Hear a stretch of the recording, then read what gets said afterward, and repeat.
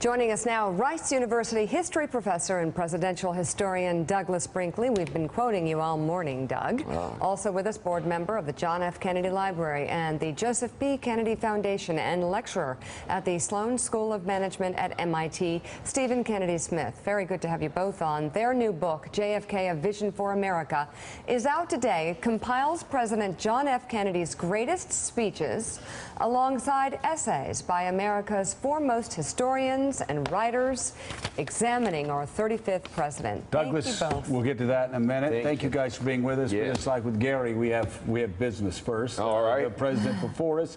You said yesterday, about the same time I was tweeting, that things were getting worse by the day.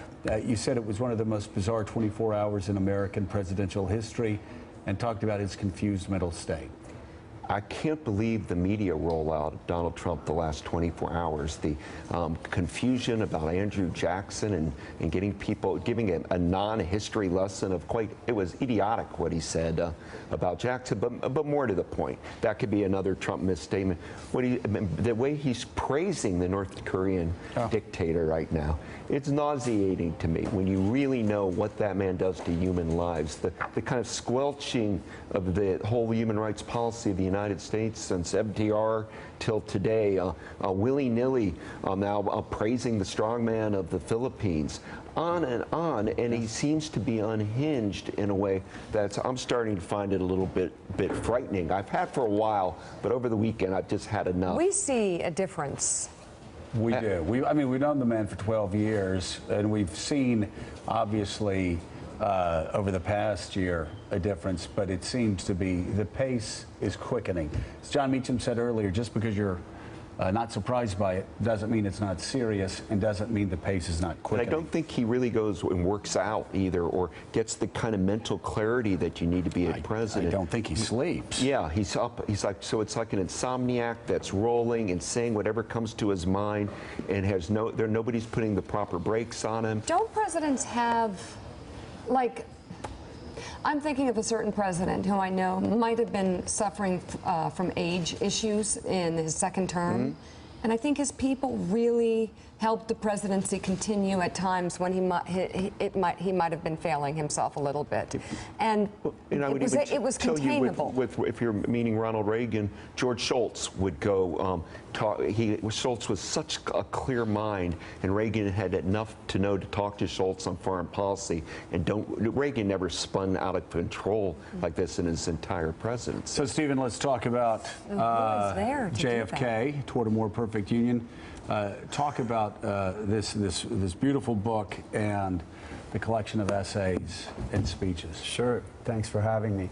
So we wanted to celebrate President Kennedy's 100th anniversary by asking leading global figures to comment on his ideas. So I asked 6 of our nation's greatest historians, 2 secretaries of state, John Kerry, Henry Kissinger, John McCain, who was just on the show, Elizabeth Warren, John Lewis.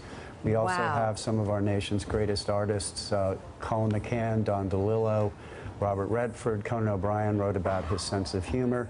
And really, we wanted to revitalize and remind people of President Kennedy's vision of America as a great civilization, not only a powerful nation, but a great civilization. And Douglas, part of our great concern day in and day out is what type of message this president is sending the world. With JFK, you, of course, had the opposite. You had a goodwill warrior who sent a message across the world about what the United States stood for. No question, Joe. And keep in mind, in JFK's first 100 days, everybody says that he had the Bay of Pigs, but he admitted up to his mistake. At his 100-day mark, he had an 83% approval rating, John F. Kennedy, and he had created the Peace Corps. He had created the Alliance for Progress already. He was trying to find ways to heal the world. It didn't mean there weren't rookie mistakes, but on May 25th, 1961, that soon into his presidency, he said, you know, 1960, we were kind of divided, Nixon or me, and he pulled the country together by going to Congress and saying, we're going to put a man to the moon by the end of the decade, and he started working to do it, and of course, in the book, Walter Isaacson wrote about the moon shot in his famous Rice University speech where he galvanized the country. And now from the moonshot, we get things like GPS and medical miracles and on and on and on. And Mike, this shot, look at this shot from his speech in Berlin. Ich bin ein Berliner. Would either or both of you agree with the thought that John F. Kennedy, who would have been 100 years old this coming May 29, has been glorified and deified posthumously, but he was a man of tremendous talent, but in tremendous flaws, none of which really became public until later. But he was a president who had the one element that presidents must have among many elements. He was a man of history who understood history and understood the presidency, and thus made a larger mark than maybe people thought he would. So can I take Go. that? So David McCullough actually wrote an essay about JFK as historian. President Kennedy was a member of the American Historical Society. He actually wrote a very good review of John Adams' papers. He won the Pulitzer Prize in History for his book Profiles in Courage. And he really believed that knowledge of history was important to decision making. So I think among our presidents, he and probably Woodrow Wilson are the most knowledgeable presidents about history, and it certainly influenced the way he thought about and made decisions. You know, JFK was a writer. After the PT-109 phenomenon, we forget sometimes he went and covered Potsdam. He covered the UN founding in San Francisco.